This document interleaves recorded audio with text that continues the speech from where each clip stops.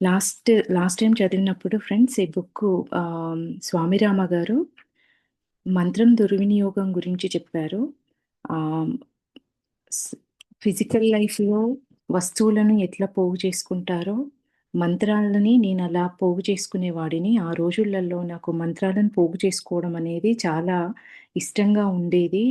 అప్పటి నా అజ్ఞానం అలా ఉండేది అనే మాటనొకటి మెన్షన్ చేశారు స్వామి రామ గారు. తర్వాత అనుభవ జ్ఞానమే మనకి ఎప్పటికైనా అసలైన జ్ఞానము అనే దాని గురించి ఎక్స్‌ప్లెయిన్ చేశారు.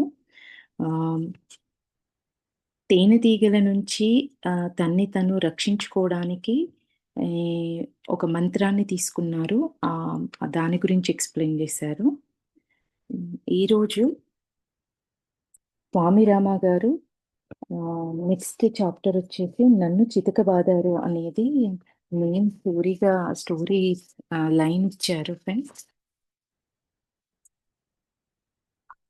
నా అంతర్గత భావాలు, నా ప్రవర్తన ఎలాగా ఉన్నాయో తెలుసుకోవడానికి ఒకసారి మౌనవ్రతం ఆచరించాను. రామ జన్మభూమి అయిన అయోధ్యకు ఆవలయున్న సరయూ నది ఒడ్డున నివసిస్తూ ఉండేవాడిని. అక్కడి ప్రజలకు నేను మౌనవ్రతంను ఆచరిస్తానని తెలుసు. నేను భిక్షకు రాలేనని తెలుసు. కనుక రోజుకొకసారి ఆహారం తెచ్చేవారు. అది వేసవి. నాకు ఆశ్రయం లేదు. అకస్మాత్తుగా ఒక సాయం సమయంలో ఆకాశం మేఘాల గర్జనతో నిండి పెద్ద వాన కురియడం మొదలుపెట్టింది. నా దగ్గర కప్పుకోడానికి ఒక బొంత మాత్రమే ఉండడం చేత వాన నుండి తడవకుండా ఉండడానికి సమీపంలో ఉన్న గుడి దగ్గరికి చేరాను. అప్పటికే చీకటి పడిపోయింది. వెనక నుండి దేవాలయంలోకి వెళ్ళి తడవకుండా కూర్చున్నాను. ముగ్గురు దేవాలయ పరిరక్షకులు కర్రలతో వచ్చి ఇక్కడ నువ్వేం చేస్తున్నావని ప్రశ్నించారు. నేనొక దొంగనని వాళ్ళనుకున్నారు. మౌనవ్రతంలో ఉండడం చేత నేను సమాధానం చెప్పలేకపోయాను. దానితో వాళ్ళు తమ కర్రలతో నన్ను చితకబాదారు. ఆ దెబ్బలతో నాకు స్పృహ పోయింది. ఈ ఆగంతకుడు ఎవరని చూడడానికి దేవాలయ పూజారి లాంతరు పట్టుకొని వచ్చాడు. తల నుండి రక్తం కారుతూ ఒళ్ళంతా చిక్కుకుపోయిన పరిస్థితిలో నేనున్నాను. నన్ను బాగా తెలిసిన ఆ పూజారి నా పరిస్థితి చూసి చలించిపోయారు. నాకు తెలివి వచ్చాక ఆయన దేవాలయ సేవకులు తమ తప్పిదాన్ని మన్నించమని కోరారు. ఆనాడు కఠోరమైన నియమాలు పాటించడం సులభం కాదని అర్థమైంది. నా స్వీయ సాధనా పథంలో కొనసాగాను, కానీ పట్టణ ప్రాంతాల్లో సంచరించడం మానేశాను. అంత అంటే ఫ్రెండ్స్, చితకబాది ఆయననొక దొంగగా గుర్తించి రక్తమొచ్చేలాగా కొడుతున్నా గానీ, ఆయన మౌన వ్రతాన్ని మాత్రం వదిలిపెట్టలేదు. అంటే ఎంత కఠోరంగా, ఎంత నిష్టగా చేశారు స్వామి రామ గారు అనేది మనకి స్టోరీ చెప్తుంది. అప్పటినుంచి ఆయన, ఆయన స్వీయ సాధనా పథంలో అంటే తన సెల్ఫ్ ప్రాక్టీస్ చేసే క్రమంలో పట్టణ చేసే టైంలో పట్టణ ప్రాంతాలలో సంచరించడం మానేశారంట. అన్ని శిక్షణ, చికిత్సలు పద్ధతులలో మనస, వాచ, కర్మణ జాగరూకత గల స్వీయ శిక్షణ అత్యుత్తమమైనది. నా సంకల్పాన్ని వృద్ధి చేసుకునేవాడిని. ఎప్పుడూ నా భావాల ఆలోచనల నా భావాలు, ఆలోచనలు, వాక్కు, కర్మల యొక్క జాడలను పోగొట్టుకోకుండా ఉండేవాడిని. ఏమంటున్నారిక్కడ? అన్ని శిక్షణ, చికిత్సల పద్ధతులలో మనస, వాచ, కర్మణ జాగరూకత గల స్వీయ శిక్షణ అత్యుత్తమమైనది. మనస, వాచ, కర్మణ జాగరూత జాగరూకత గల స్వీయ శిక్షణ అత్యుత్తమమైనది అంటున్నారు. అంటే అవేర్‌నెస్ మనస, వాచ, కర్మణ ఈ 3 విధాలుగా అవేర్‌గా ఉండడము మన సెల్ఫ్ ట్రైనింగ్ స్వీయ శిక్షణ అత్యుత్తమమైనది. సెల్ఫ్ ట్రైనింగు ఈ 3 విషయాలలో అవేర్‌గా ఉంటూ చేయడం అనేది అన్నింటికన్నా అత్యుత్తమమైనది అంటున్నారు. నా సంకల్పాలన్నీ వృద్ధి చేసుకునేవాడిని. ఇట్లా అవేర్‌గా ఉంటూ తన సంకల్పాలన్నింటినీ వృద్ధి చేసుకునేవారిని అని చెప్తున్నారు. ఎప్పుడూ నా భావాల, ఆలోచనలు, వాక్కు, కర్మల యొక్క జాడలను పోగొట్టుకోకుండా ఉండేవాడిని. ఈ 3 అలైన్ అయి ఉంటున్నాయా అని ఎప్పటికప్పుడు చూసుకునేవారంట. ఆలోచనలు, మాటలు, చేతలు. ఈ 3 ఎప్పటికప్పుడు అవేర్‌గా అబ్జర్వ్ చేస్తూ ఉండేవారిని అంటున్నారు. ఆ రోజులలో ఎప్పుడైతే ధ్యానంలో జాగరూకమైన మనస్సును నిశ్చల స్థితికి తీసుకొని రాగలిగే వాడినో, అప్పుడు నిద్రాణ స్థితిలో మనస్సు నుండి ఆలోచన బుడగలు అకస్మాత్తుగా పైకి లేస్తుండేవని కనుగొన్నాను. ఆ రోజుల్లో ధ్యానంలో జాగరూకమైన మనస్సును నిశ్చల స్థితికి తీసుకొని రాగలిగే ఎప్పుడైతే అవేర్‌గా ఉంటూ మనసును నిశ్చల స్థితికి తీసుకొని అంటే మనస్సు ఆలోచన లేని స్థితికి వచ్చినప్పుడు నిద్రాణ స్థితిలో మనస్సు నుండి ఆలోచన బుడగలు అకస్మాత్తుగా పైకి లేస్తూ ఉండేవి. అంటే సబ్‌కాన్షియస్ మైండ్‌లో ఉన్న ఆలోచనలు ఆహ్, ఆలోచన లేని స్థితిలో అంటే ఏ ఆలోచనలు లేని స్థితిలో ఉన్నప్పటికీ కూడా కొన్నిసార్లు తన నుంచి సబ్‌కాన్షియస్‌లో ఉన్న ఆలోచనలు బయటికి వస్తూ ఉండేవి అనేది అబ్జర్వ్ చేసేవారంట. డీప్ స్థితిలో ఉన్నప్పుడు సబ్‌కాన్షియస్‌లో ఉన్న ఆలోచనలు బయటికొస్తూ ఉండేవి. వాటిని నేను ఆలోచన బుడగలు అకస్మాత్తుగా పైకి లేస్తుండేవని కనుగొన్నాను.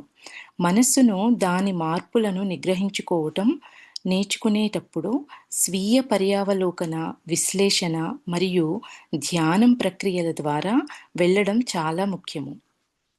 మనస్సును దాని మార్పులను నిగ్రహించుకోవటం నేర్చుకునేటప్పుడు స్వీయ పర్యావలోకన అంటే సెల్ఫ్ అనాలిసిస్ చేసుకోవడము మరియు ధ్యానం ప్రక్రియల ద్వారా వెళ్ళడం చాలా ముఖ్యము.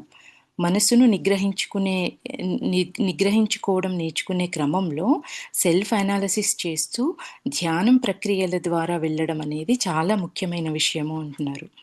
మనస్సు నిగ్రహించుకోవడం తెలుసుకొనుటకు జాగరూకతతోనున్న మనస్సును నిద్రాణమైన మనస్సుల యొక్క అనుబంధము జాగ్రత్తగా అర్థం చేసుకొనుటకు చాలా కాలం పట్టింది. నిద్రాణమైన మనస్సు అంటే ఫ్రెండ్స్ సబ్‌కాన్షియస్ మైండ్. జాగరూకతతో ఉన్న మనస్సు అంటే కాన్షియస్ మైండ్. వీరెన్నింటి యొక్క అనుబంధము జాగ్రత్తగా అర్థం చేసుకొనుటకు చాలా కాలం పట్టింది అంటున్నారు. ఇప్పుడు నా మనస్సును జయించాను.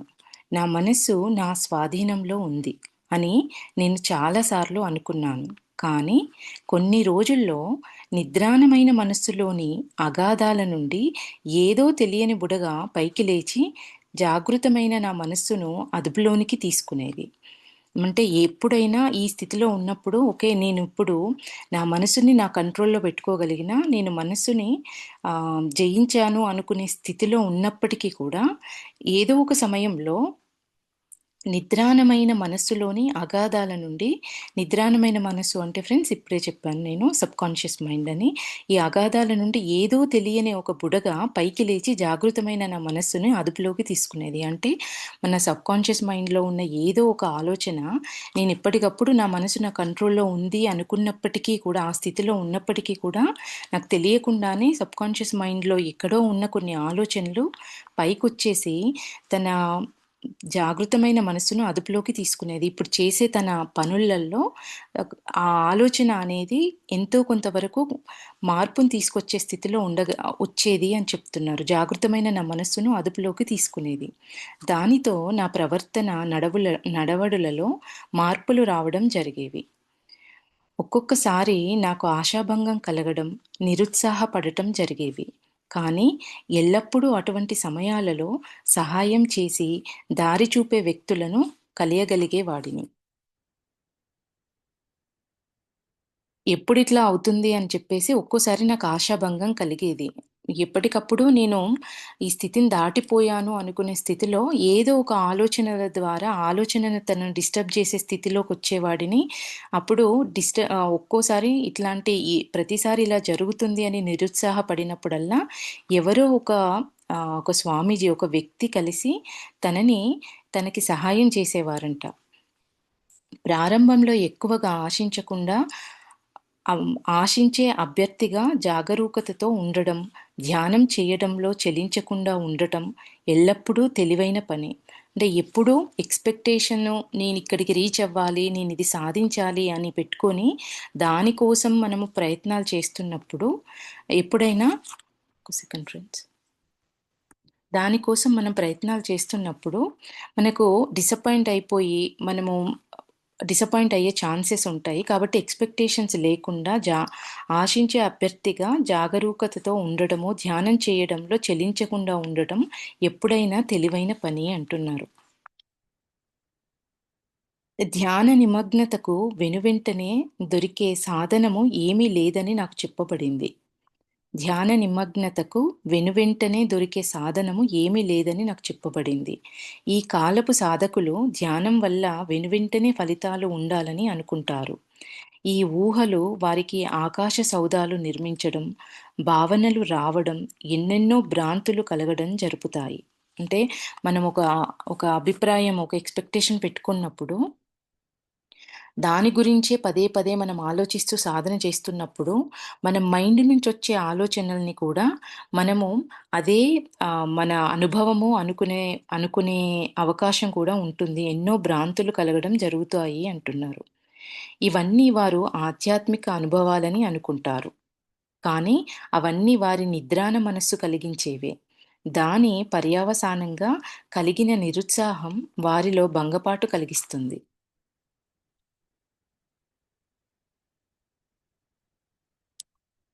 వారు ధ్యాన ప్రక్రియను మానివేయవచ్చు, లేక వారి పురోగతికి ప్రమాదకరములైన వింత పద్ధతులు అవలంబించుట మొదలుపెట్టవచ్చు. ఎంత ప్రాక్టీస్ చేసినా నేను అనుకున్నది సాధించట్లేదు అని డిసప్పాయింట్ అవ్వచ్చు. దానివల్ల ధ్యాన ప్రక్రియను మానేయొచ్చు. లేదా పురోగతికి ప్రమాదకరములైన వింత పద్ధతులు అవలంబించొచ్చు. అది సాధించాలి అనే ఆశతో, కోరికతో ఇంక దానికోసం విపరీతమైన వేరే సరికాని పద్ధతులు గూడా అవలంబించే ప్రమాదం ఉంది అంటున్నారు. తంత్ర ప్రత్యేక సాధన. నా సహచర చి శిష్యుడిని నా సహచర శిష్యుని తండ్రి బెంగాలులోని మేదినీపూర్‌లో పెద్ద సంస్కృత పండితుడు. మా కలయిక ముందు అతని 18వ ఏట ఆయన కుటుంబం అతన్ని వివాహానికి బలవంతం చేసింది. వివాహ సమయం వివాహ సమయ సాయంత్రం హిందూ సాంప్రదాయం ప్రకారం వధూవరులు హోమం కార్యక్రమంలో పాల్గొని అగ్ని చుట్టూ 7 అడుగులు వేస్తారు. 4వ అడుగు వేస్తూ అతను ఆగి అక్కడి నుండి గెంతి పొలాలలోనికి పారిపోయాడు. పెండ్లికి వచ్చిన వారికి ఆయన ప్రవర్తన అర్థమవలేదు. వాళ్ళు ఆయనను వెంబడిస్తూ పరిగెత్తారు. కానీ ఆయనను పట్టుకోనలేకపోయారు. గంగానది తీరంను చేరే వరకు ఆయన ఎన్నో దినాలు నడిచాడు. నదిని అంటిపెట్టుకుంటూ వెళ్తూ ఆధ్యాత్మిక గురువుగారి కోసం వెతుకుతూ వెళ్ళాడు. 6 సంవత్సరాల పాటు ఎన్నో అనుభవాలు చవిచూశాడు. కానీ గురువుగారు లభ్యమవ్వలేదు. అప్పుడు హిమాలయాలలో ఉన్న శ్రీనగర్‌లో మా గురువుగారిని కలిశాడు. వాళ్ళు కలియగానే మా గురువుగారు ఆయన్ని కౌగిలించుకున్నారు. ఆయనకు వాళ్ళిద్దరూ పూర్వ పరిచితులని తెలుసు. 3 మాసములు మా గురువుగారితో నివసించాక నా నా సహచర శిష్యుడిని గంగోత్రి వెళ్ళమని ఆదేశించారు. అక్కడ ఒక గుహలో మేమిద్దరము నివసించాం. ఒకనాడు మాటల సందర్భంలో తన జన్మస్థలము మేదినీపూర్ గురించి చెప్తూ నేనెప్పుడైనా అటువైపు వెళ్ళటం తటస్థిస్తే తను సర్వసంగ పరిత్యాగి అయినట్టుగా, హిమాలయాలలో ఉంటున్నట్టుగా తన కుటుంబానికి తెలియజెప్పమని నన్ను కోరాడు. అనతి కాలంలో నేనా ఊరు వెళ్ళాను. అక్కడ ఆయన వివాహమాడబోయిన మహిళను కలిశాను. అతను ఇంకా తిరిగి వస్తాడని ఆమె ఎదురుచూస్తూ ఉంది. ఆమె పెళ్లి తంతు పూర్తవ్వలేదు కాబట్టి ఆమెను ఇంకెవరినైనా వివాహం చేసుకోమని సలహా ఇచ్చాను. నా వద్ద నుండి అటువంటి సలహా వినగానే ఆమె మండిపడుతూ నువ్వు నీ సహచర శిష్యుడు దైవాన్ని గాక దయ్యాలను కొలుస్తున్నారా అని దూషించారు. ఊరు చివరనున్న నా కుటీరానికి తిరిగి వెళ్ళాను. ఆ ప్రాంతంలో తంత్రాభ్యాసం ఉంది. ఆ ప్రాంతంలో ఇంచుమించు అన్ని గుహలలో కాళీమాతను కొలుస్తారు. తంత్ర గురించి చాలా విన్నాను. కొన్ని గ్రంథాలు కూడా చదివాను. ప్రయోగాత్మకంగా ఈ అభ్యాసము రుజువుపరచగలిగే వ్యక్తిని కలిసి వాటి నిర్ధారణలో ఏమీ అనుమానాలు లేకుండా చేసుకోవాలని నాకెంతో కోరికగా ఉంది. స్వామి రామ గారు ఈ తంత్ర గురించి చాలా చదివారంట. ఈ ప్లేస్‌లో ఎక్కువ ఈ తంత్రాకి సంబంధించిన సాధనలు చేయడము, కాళీమాతను కొలవడము ఇవి ఎక్కువ జరుగుతాయంట. స్వామి రామ గారు అక్కడికెళ్ళి అవి నిజంగా జరుగుతాయా? అందులో ఎంతవరకు వాస్తవం ఉంది అని నిర్ధారించుకోవాలనుకున్నారంట. నా స్నేహితుని బంధువు నాకు 92 సంవత్సరాల మహ్మదీయ తాంత్రికుణ్ణి పరిచయం చేశారు. ఆయనను కలిసి 3 గంటలు మాట్లాడాను. ఆయన అక్కడికి ప్రజలలో ఎంతో గౌరవం ఆయన అక్కడి ప్రజలలో ఎంతో గౌరవం పొందుతున్న మౌల్వి. ఆయన ఖురాన్‌ను సంపూర్ణంగా ఆకలింపు చేసుకున్న వ్యక్తి. మరుసటి రోజు ఉదయం ఆ మౌల్వి గారు నన్ను ఊరికి చివరనున్న చెరువు వద్దకు తీసుకొని వెళ్లారు. ఆయనతో పాటు ఒక కోడిని కూడా పట్టుకొని వచ్చారు. ఆ కోడిని తాడుతో కట్టి, తాడు రెండవ కొసను అరటి చెట్టుకు కట్టారు. నన్ను కూర్చొని జరుగుతున్నది జాగ్రత్తగా చూడమని చెప్పారు. స్వామి రామ గారికి వీటన్నిటి మీదున్న సందేహాలను తీర్చుకోవాలనుకున్నారు గదా! ఆయన ఇప్పుడు ప్రాక్టికల్‌గా స్వామి రామ ముందు చేసి చూపిస్తున్నారు. ఏ ఏదో ఉచ్చారణ చేస్తూ నల్లటి బఠానీ గింజను ఆ తాడు మీదకు విసురుతూ వచ్చారు. ఆ కోడి రెపరెపా కొట్టుకొని నిశ్చలమైపోయింది. ఆ కోడి చచ్చిపోయినది అని ఆయనన్నారు. ఇది సృజనాత్మకమైన పని కాదు. ఇది దుష్టశక్తి, చెడ్డ ప్రయోగం అని తలిచాను. ఆ కోడి చచ్చిపోయినట్టు నన్ను రూఢి చేసుకోమని ఆయన చెప్పారు. ఆ కోడిని కొంతసేపు నీటిలో ముంచి ఉంచవచ్చా అని అడిగాను. అలాగే చెయ్యి అని ఆయనన్నారు. ఆ కోడిని నీటిలో 5 నిమిషాలు పైగా ముంచి ఉంచి బయటకు తీశాను. నాకు తెలిసినంత వరకు దానికి ప్రాణం లేదు. మరలా దాని మీద నల్ల బఠానీ గింజలు వేస్తూ ఏదో వల్లిస్తూ మరలా దానిని బ్రతికించారు. నేను నిజంగా అదిరిపోయాను. ఇప్పుడు తాడు కొస ఒకదానిని నీ నడుముకు ముడివేసి రెండవ కొసను అరటి చెట్టుకు కట్టు, నీకింకొక ప్రయోగం చూపిస్తా అని ఆయనన్నారు. అంటే ఆల్రెడీ ఒక కోడికి కట్టి దాన్ని అరటి చెట్టు కొసకి కట్టి దాన్ని ప్రయోగం చేసి దానిలో నుంచి దాని దాని ప్రాణాన్ని తీసేసి తిరిగి మళ్ళీ దానికి ప్రాణాన్ని ఇచ్చారు. ఇప్పుడు స్వామి రామ గారిని కూడా అదే పని చేయమంటున్నారు. అంటే ఇప్పుడు నువ్వు కోడి ప్లేస్‌లో నువ్వుండు. నీకు ఆ తాడు కట్టి అరటి చెట్టు కడతాను. స్వామి రామ గారికి కూడా సేమ్ అదే ప్రయోగం చేసి చూపిద్దాము అనుకున్నారు. ఆయన చెప్పినట్టు చేయకుండా ఆ ముసలి మౌల్విని కోడిని వదిలి ఊరి వైపుకు పరిగెత్తాను. ఊరు చేరినప్పటికీ ఊపిరందలేదు. గ్రామస్తులకు నేనిలాగ ఎందుకు పరిగెత్తుకొని వచ్చానో అంతుపట్టలేదు. మౌల్వి నన్ను చంపాలని చూశారని వాళ్ళతో చెప్పాను. కానీ నన్నెవ్వరూ నమ్మలేదు. మౌల్వి గారు మహనీయుడని ఆ ప్రాంత ప్రజల నమ్మకం. ఈ ఊరు వదిలివేసి అద్భుతాలను చూడాలన్న ఆశలు వదులుకొని నా సాధనను చేసుకుంటే మంచిది అని అనుకున్నాను. ఆయన అలా అనగానే స్వామిరామ గారు ఇంకా భయంతో పరిగెత్తారు. ఊళ్ళోకి పరిగెత్తారంట. ఆయన అట్లా పరిగెడుతూ ఉన్నప్పుడు చుట్టుపక్కలున్న జనాలకు చెప్పారంట. మౌల్వి గారు నన్ను చంపాలని చూశారు అనంటే ఆయనకప్పటికే ఎంతో గొప్ప మహనీయుడన్న పేరుండడం వల్ల ఎవ్వరు స్వామిరామ మాటను ఎవరు వినిపించుకోలేదంట. వెంబటే స్వామిరామ గారు ఇట్లాంటి పనులు చేయకుండా వీటి మీద ఆశలు వదులుకొని నా సాధన నేను చేసుకుంటూ ఉండడం మంచిది అని అనుకున్నాను అంటున్నారు.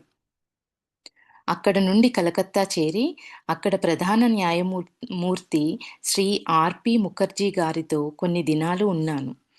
ఆయనకు నా అనుభవం చెప్పి నేనలాగా ఊహించానా, భ్రమించానా అని అడిగితే లేదు, అలాంటివి జరుగుతూ ఉంటాయి అని ఆయనన్నారు. తర్వాత కొందరు యోగులను అలాంటి అద్భుతాలు ఎలాగ సాధించగలరని ప్రశ్నించాను. వారు దానిని విశదీకరించలేకపోయారు. కానీ బెంగాల్ ప్రాంతం ఇలాంటి అభ్యాసాలకు నిలయమని ఒప్పుకున్నారు. ఈ సంగతంతా మా గురువుగారికి నివేదిస్తే ఆయన నవ్వి, నీకు అన్ని రకాల సంగతులు తెలియాలి, కానీ వాటిని నువ్వు అభ్యాసం చేయటానికి ప్రయత్నించకూడదు.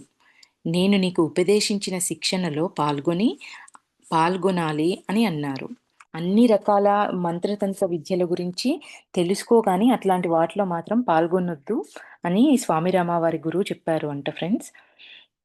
నేను నీకు ఉపదేశించిన శిక్షణలో పాల్గొనాలి అని అన్నారు. ఏదైతే స్వామిరామ వాళ్ళ గురువు నుంచి గురుముఖత తీసుకున్న విద్య అయితే ఏదైతే ఉందో, దానిలో మాత్రమే నువ్వు దాన్ని ఆ శిక్షణలో పాల్గొనాలి అని చెప్పారంట. ఇలాంటి తంత్రాలు తంత్రశాస్త్ర ప్రామాణికాలు కావు. ఇవి తాంత్రికానికి శాఖలు. మనోశక్తిని ఎన్నో విధాలుగా వాడవచ్చును.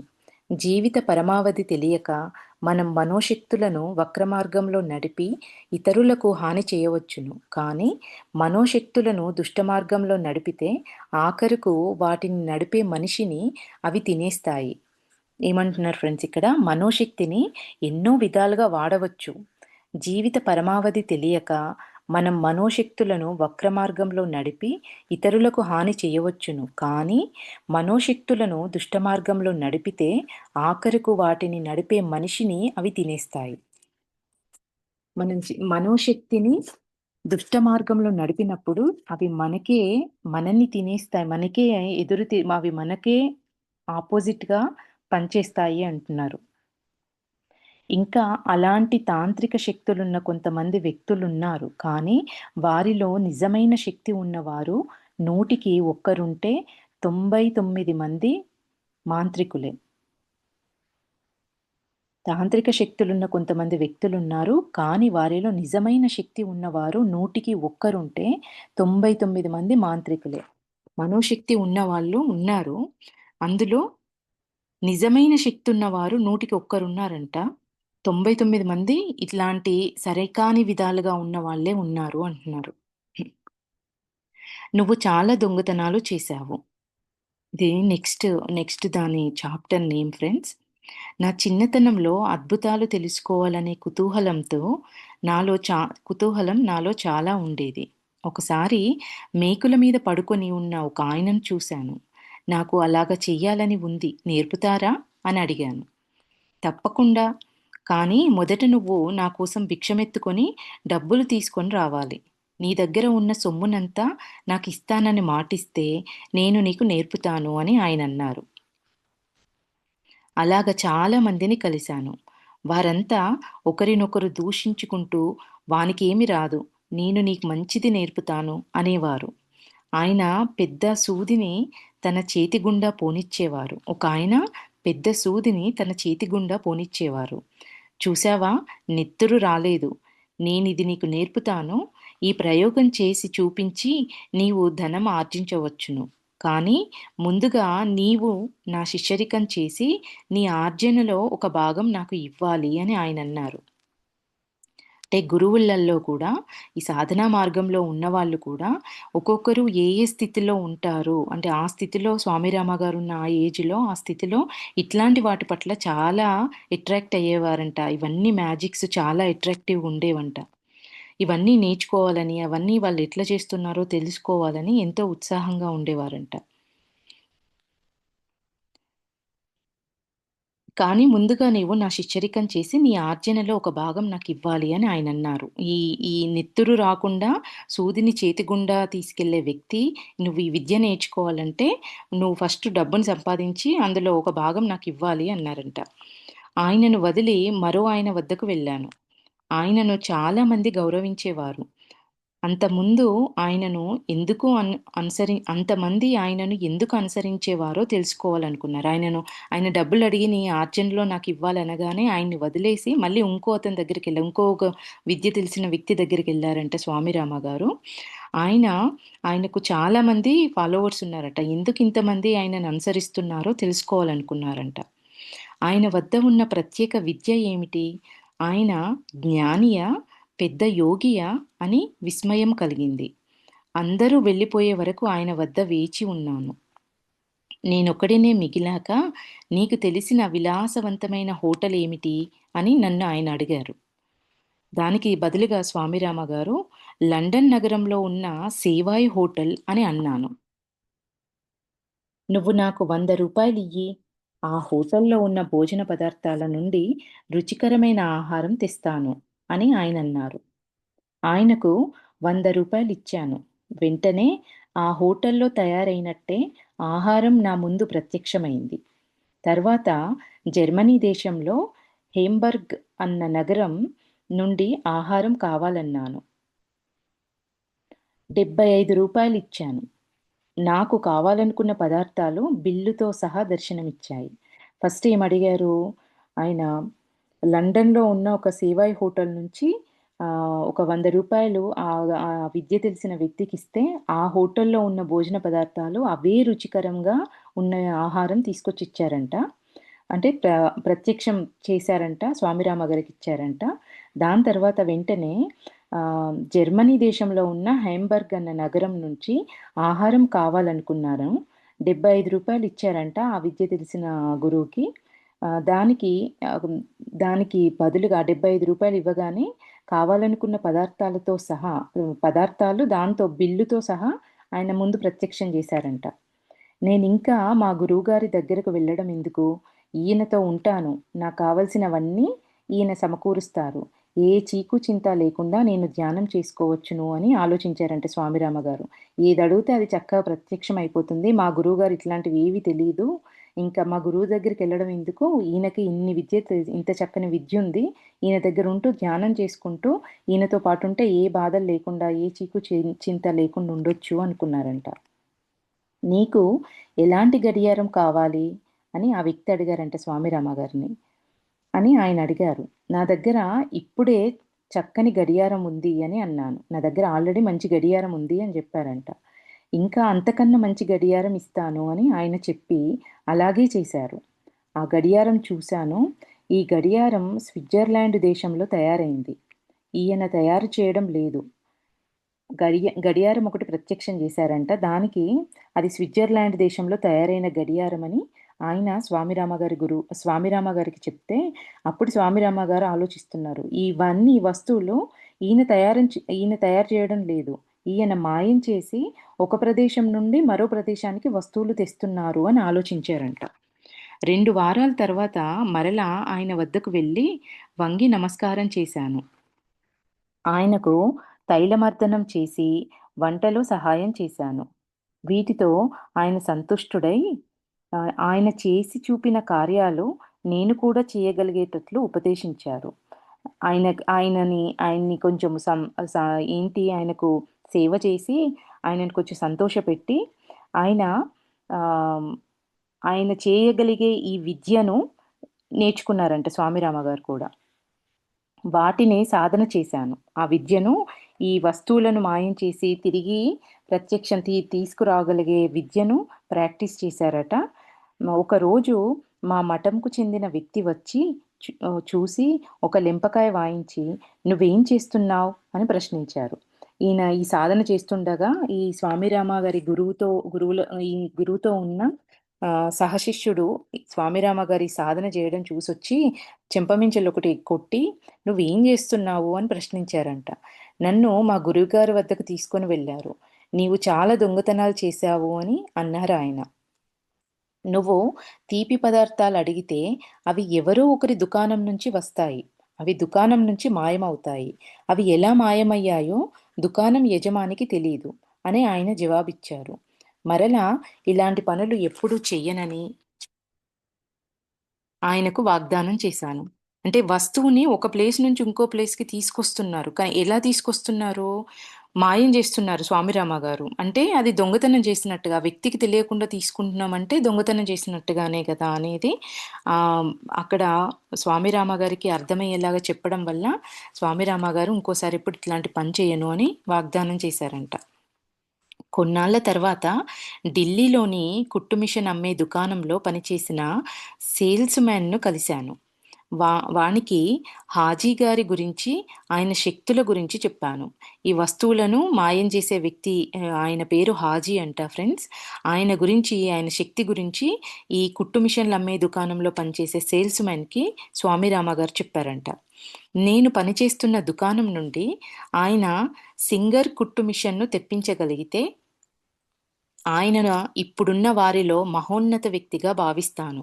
నా జీవితాంతము వరకు ఆయనను అనుసరిస్తాను అని ఆ సేల్స్ మ్యాన్ అన్నారంట. ఈ వస్తువులను ఈ ఈ ఈ ఈ విద్య గురించి ఆయనకి ఎక్స్ప్లెయిన్ చేసినప్పుడు, ఆయన ఒక కుట్టు మిషన్లు అమ్మే దుకాణంలో సేల్స్ మ్యాన్ కదా! అందులో సింగర్ కుట్టు మిషన్‌ని తెప్పించగలిగితే, ఆ దుకాణంలో ఉన్న సింగర్ కుట్టు మిషన్‌ని మాయం చేసి తెప్పించగలిగితే, ఇప్పుడున్న వ్యక్తులలో మహోన్నతమైన వ్యక్తి ఆయననే అని భావించి, ఆయనని నేను ఫాలో అయితాను అని జెప్పేసి ఈ స్వామి రామ గారితో ఆ సేల్స్ మ్యాన్ అన్నారంట. అందుచేత ఆయన వద్దకు ఇద్దరం కలిసి వెళ్ళాము. ఈ హాజీ అనే వ్యక్తి దగ్గరికి ఆ సేల్స్ మ్యాను స్వామిరామ గారు ఇద్దరు కలిసి వెళ్ళారంట. ఈ అద్భుతం చేసి చూపెట్టమన్నాను. దానిని వెంటనే తెప్పిస్తాను అని ఆయన అన్నారు. ఆ హాజీ అనే ఆ వ్యక్తి ఆ వస్తువుని ఆ మిషన్ని వెంబటే ఇక్కడికి ప్రత్యక్షం చేస్తాను అన్నారంట. అలాగే అది ప్రత్యక్షమైంది. దుకాణంలో ఇది కనిపించదు కదా! తను దానిని దొంగిలించానని ఆరోపణ వస్తుంది అని. ఇదంతా చేసిన తర్వాత ఆ సేల్స్ మ్యాన్ అప్పుడు రియలైజ్ అయ్యారు. ఏమని? ఇప్పుడు ఆ వస్తువు అక్కడి నుంచి ఇక్కడికొచ్చిందంటే దుకాణంలో ఉండదు. అంటే దాన్ని సేల్స్ మ్యాన్ నేనే కాబట్టి నేనే దొంగతనం చేశానని అనుకుంటారు కాబట్టి అప్పుడు ఆయన ఏమన్నారు? ప్రత్యక్షమైంది. దుకాణంలో ఇది కనిపించదు. తను దాన్ని దొంగిలించాననే ఆరోపణ వస్తుంది అని సేల్స్ మ్యాన్‌కు భయం వేసింది. హాజీ తిరిగి దాన్ని పంపటానికి ప్రయత్నించారు. ఇదంతా చెప్పడం వల్ల తిరిగి దాన్ని బ్యాక్ పంపించేసి ఆ ప్లేస్‌లోనే పెట్టేయమనేసి చెప్తే ఆయన ప్రయత్నించారంట తిరిగి పంపించేయడానికి. కానీ చేయలేకపోయారు. దానివల్ల ఆయన నా శక్తులు పోయాయి అని ఏడవడం మొదలుపెట్టారంట. ఆయనకి తీసుకురావడం తెలుసు గానీ, తిరిగి పంపించే విద్య లేదన్నట్టు. ఇప్పుడు అది చేయడం వల్ల ప్రాక్టీస్ దాన్ని ఆయనకు ఆ నాలెడ్జ్ లేదు, ఆ శక్తి లేకపోవడం వల్ల ఆ ఉన్న శక్తి కూడా పోయిందని జెప్పేసి ఆయన ఏడుస్తున్నారంట. ఢిల్లీ తిరిగి వెళ్ళినప్పుడు ఆ సేల్స్ మ్యాన్ తన మిషన్‌ను తీసుకొని వెళ్ళాడు. తిరిగి వెళ్ళేటప్పుడు సేల్స్ మ్యాన్ ఈ మిషన్ పట్టుకొని ఆయన ప్లేస్‌కెళ్లారంట ఫ్రెండ్స్. ఈలోగా షాపులో మిషన్ లేదని తెలుసుకున్న షాపు యజమాని ఆ సమాచారం పోలీసులకు తెలియజేశారు. పోలీసులు దాన్ని సేల్స్ మెన్ వద్ద ఉన్నట్టుగా చూసి కోర్టులో వానిని హాజరుపరిచారు. వాడు చెప్పింది ఎవ్వరూ నమ్మలేదు. వానికి శిక్ష వేశారు. నాకలాంటి అనుభవాలు ఎన్నో అయ్యాయి అని స్వామిరామ గారు అంటున్నారు. మీకన్నా అతీత శక్తులున్న వారు ఉన్నారు.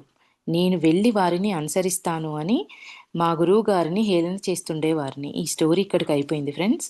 ఇట్లాంటి ఇట్లాంటి సాధనలు, ఇట్లాంటి వ్యక్తులను కలిసి ఇట్లాంటి ప్రయోగాలు చేయడం వల్ల వచ్చే దుష్ప్రయోజనాలు ఇట్లాంటివి, దీనివల్ల మనకొచ్చే నష్టాలేంటివి అనేది ఈ ఎంటైర్ స్టోరీలో స్వామిరామ గారు మనకి ఎక్స్‌ప్లెయిన్ చేశారు. ఈ స్ దీని తర్వాత ఒకరోజు స్వామిరామ గారు ఆయన గురువుగారితో అంటున్నారంట. మీకన్నా అతీత శక్తులున్న వారున్నారు ఎంతోమంది. ఇంతమందిని చూస్తున్నారు గదా! ఎంతోమంది మీ స్వామిరామ గారి గురువు ఏవి చెయ్యరు. ఆయన ఒక సాధారణ వ్యక్తిలాగుంటారు. ఇట్లాంటియి చేసే వాళ్ళందరూ గొప్ప గొప్పగా స్వామిరామ గారికే కనిపిస్తున్నారు. దాంతో మీకన్నా అతీత శక్తులున్న వాళ్ళున్నారు. నేను వెళ్లి వారిని అనుసరిస్తాను అని మా గురువుగారిని హేళనగా మాట్లాడుతూ ఉండేవాడిని అంటున్నారు. తప్పకుండా వెళ్ళు. దానికి సమాధానంగా స్వామిరామ గారి గురువు అంటున్నారు. తప్పకుండా వెళ్ళు. నువ్వు ఎదగాలని, గొప్పవాడివవ్వాలని నేను కోరుతాను. నువ్వు నన్ను అనుసరించనక్కర్లేదు అని ఆయన అనేవారు. ఇట్లా స్వామిరామ గారన్నప్పుడు. ఇలాంటి అద్భుతాలన్నీ గారడీలని తరువాత తెలుసుకున్నాను. ఇలాంటి అద్భుతాలన్నీ గారడీలని తర్వాత తెలుసుకున్నాను. అవి వాస్తవాలుగా కనిపించినప్పుడు అవి బ్లాక్ మ్యాజిక్ అంటే దుష్ట శక్తులు. ఈ అద్భుతాలకి ఆధ్యాత్మికతతో ఏమీ సంబంధం లేదు. యోగ సూత్ర అనే 3వ అధ్యాయంలో సిద్ధులు ఎలాగ సాధించవచ్చో, శక్తులను ఎలాగ సాధించవచ్చో తెలియజేయబడింది.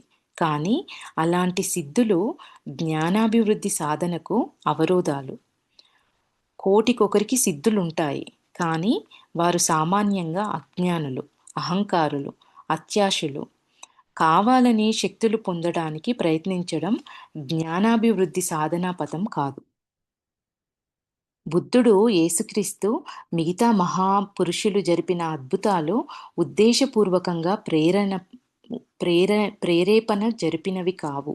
అవి అవసరార్థము చేయబడ్డాయి. అవి గొప్పలు చాటుకోవడానికి, వాటి వల్ల లాభాలు పొందడానికి కావు. అంటే మిగతా గురువులు ఎంతో ఉన్నత స్థితిలో ఉన్న వాళ్ళు, బుద్ధుడు, యేసుక్రీస్తు లాంటి వాళ్ళు కూడా ఎన్నో ఎన్నో చేశారు. ఇట్లాంటి సిద్ధులు కానీ, మహిమలు కానీ చేశారు. కానీ వాళ్ళు చేసిన దానికి ఒక అర్థం ఉంటుంది. దానివల్ల ఒక ప్రయోజనం ఉంది. అక్కడ అవసరం ఉంది కాబట్టి అది ప్రకృతి ప్రేరేపణ వల్ల జరగబడుతుంది అంటున్నారు. వీళ్ళు వీళ్ళు అట్లాంటి వాటి కిందికి వీళ్ళు కావాలని దాన్ని సాధన చేసి దాన్ని వాళ్ళ అవసరం కోసం అంటే భౌతికంగా వచ్చే వస్తువుల కోసము, డబ్బు కోసము, ప్రాపంచికంగా పొందే లాభాల కోసము వీటిని ప్రయోగిస్తారు. ఇవి చాలా తుష్టమైనవి అనేది చెప్తున్నారు. వీళ్ళని ఇట్లాంటి మహాత్ములు చేసే వాటితో మనం ఏ రకంగా పోల్చడానికి ఉండదు అనేది స్వామి రామ గారు చెప్తున్నారు. యోగ సాధన పథంలో అప్పుడప్పుడు సిద్ధులు పొందశక్యమైన పరిస్థితులు వస్తాయి. కోరిక లేకపోయినా యోగికి సిద్ధులు శక్యమవ్వవచ్చు. జీవిత పరమావధి తెలిసిన వారు వాటిని ఎప్పుడూ దుర్వినియోగపరచరు.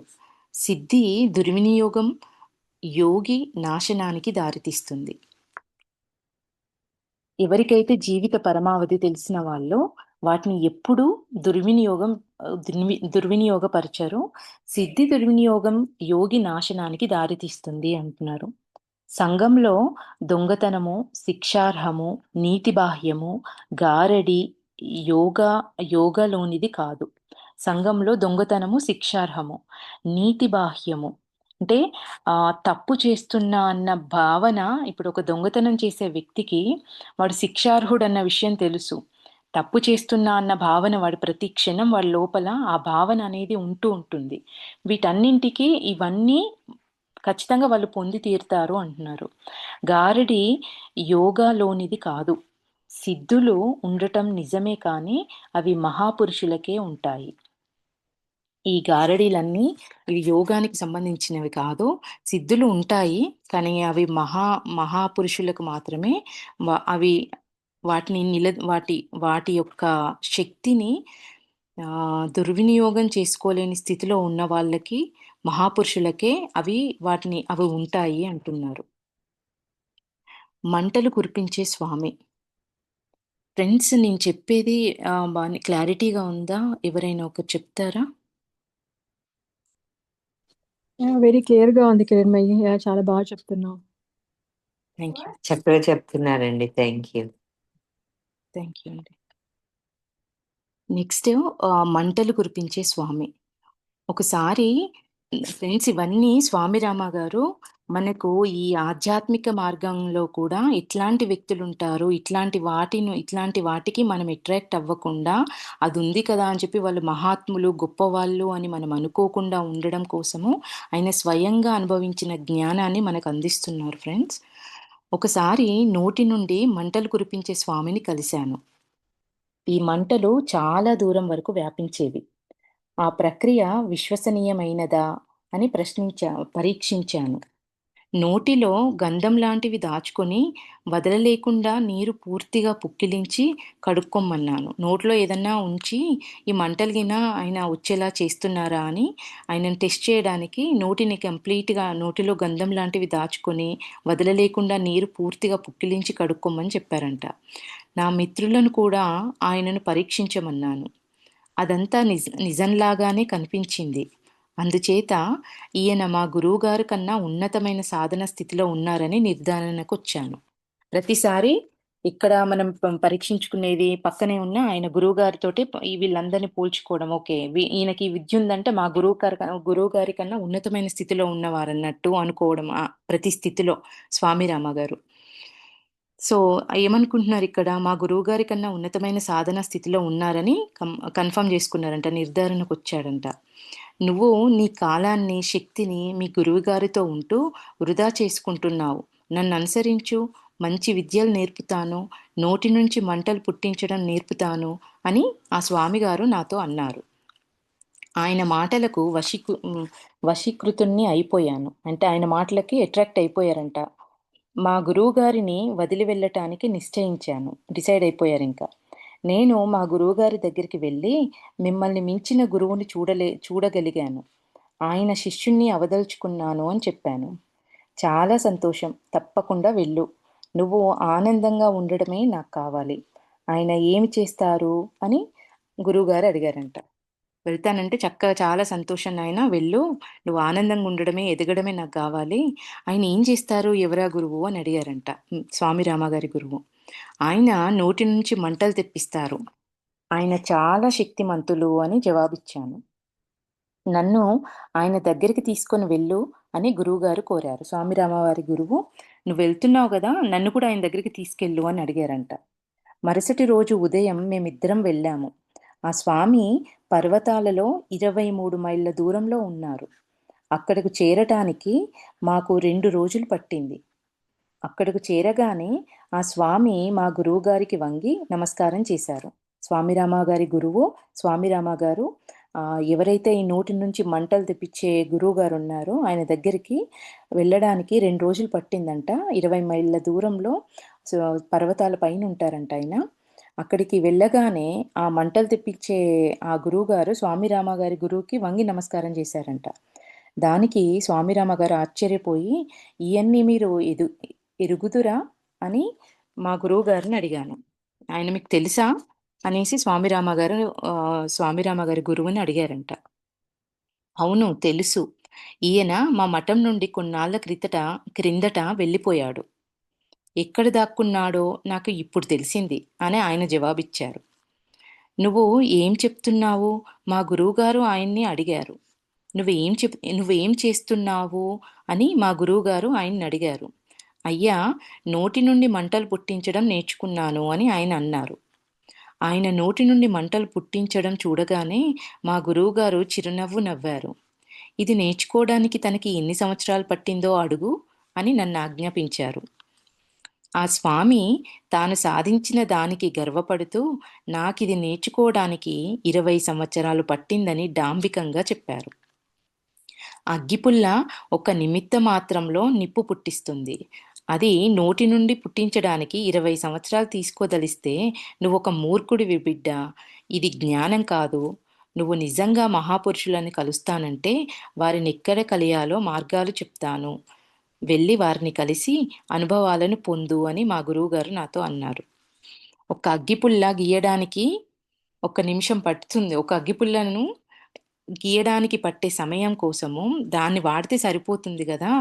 దీని కోసము ఎన్ని సంవత్సరాలు? 20 సంవత్సరాలు పట్టిందంట నోటి నుంచి మంటలు తెప్పియడానికి. ఇట్లాంటి వ్యక్తిని నువ్వు ఫాలో అయితే ఈయనొక మూర్ఖుడు. ఈయనని కాదు, ఈయన దగ్గర జ్ఞానం నీకు దొరకదు. నువ్వు నిజంగా మహాపురుషులను కలుస్తానంటే వారెక్కడుంటారో వాళ్ళని ఎలా కలవాలో నేను మార్గం చెప్తాను.